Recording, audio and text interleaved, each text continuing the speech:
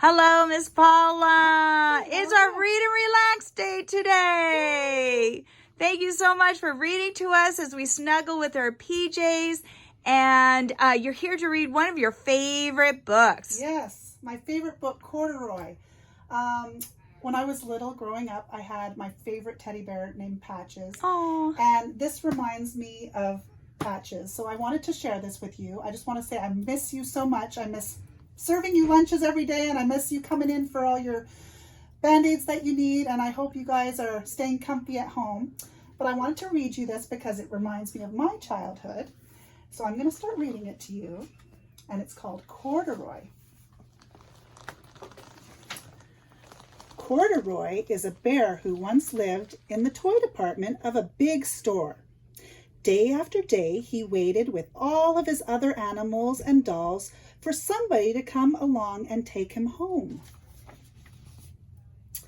The store was filled with shoppers buying all sorts of things, but no one ever seemed to want a small bear in green overalls.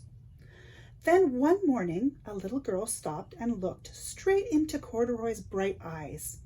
"Oh, Mommy," she said, "look, there's the very bear I've always wanted." "Not today, dear," her mother sighed. "I've spent too much already.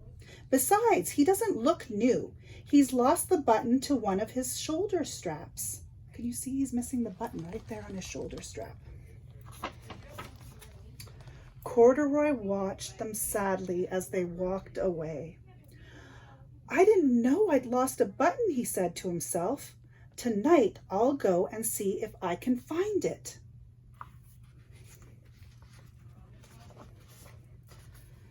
Late that evening, when all the shoppers had gone home and the doors were shut and locked, Corduroy climbed carefully down from his shelf and began searching everywhere on the floor for his lost button. Suddenly, he felt the floor moving under him.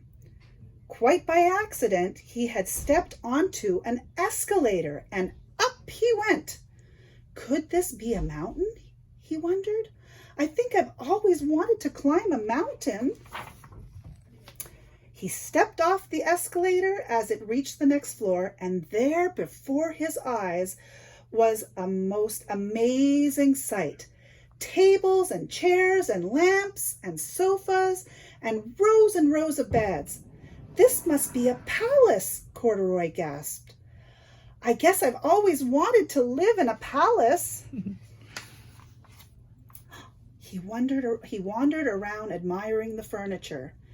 "This must be a bed," he said. "I've always wanted to sleep in a bed." And up he crawled onto a large, thick mattress. All at once he saw something small on the ground, and small and round. "Why, here's my button!" He cried and he tried to pick it up, but like all the other buttons on the mattress, it was tied down tight. He yanked and pulled with both paws until pop!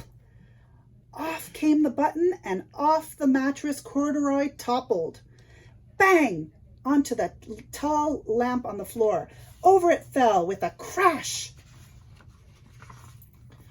Corduroy didn't know it, but there was someone else awake in the store. The night watchman.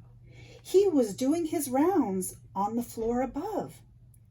When he heard the crash, he came dashing down the escalator. "Now, who in the world did that?" he exclaimed. "Somebody must be hiding around here." Who do you think's hiding around here? Who do you think it is? Who is that? I see some ears popping out. Who's that? He flashed his light under and over sofas and beds until he came to the biggest bed of all, and there he saw two fuzzy little brown ears sticking up from under the cover. "Hello," he said. "How did you get upstairs?" The watchman tucked Corduroy under his arm, and he carried him down the escalator and set him on the shelf of the toy department where the other animals and dolls were. So he's sitting with all his little friends now. Corduroy was just waking up when the first customers came into the store in the morning. And there, looking at him with a wide, warm smile, was the same little girl he'd seen only the day before. "I'm Lisa," she said, "and you're going to be my very own bear. Last night I counted what I had saved in my piggy bank, and my mother said I could bring you home." "Shall I put him in a box for you?" the sales lady asked. "Oh, no, thank you," Lisa answered, and she carried Corduroy home in her arms. She ran all the way up 4 flights of stairs into her family's apartment and straight to her own room. Corduroy blinked. There was a chair and a chest of drawers, and alongside a girl-sized bed stood a little bed just the right size for him. The room was small, nothing like that enormous place in the department store. "This must be home," he said. "I know I've always wanted a home." Lisa sat down with Corduroy on her lap and began to sew a button on his overalls. "I like you the way you are," she said, "but you'll be more comfortable with your shoulder strap fastened." "You must be a friend," said Corduroy. "I've always wanted a friend." "Me too," said Lisa, and gave him a big hug. And that's the end. Aw, isn't that a nice story? Thank you love so much for reading to us. Bye, guys. I miss you. Bye-bye. We're going to go snuggle now. Okay. Okay, bye-bye. Bye.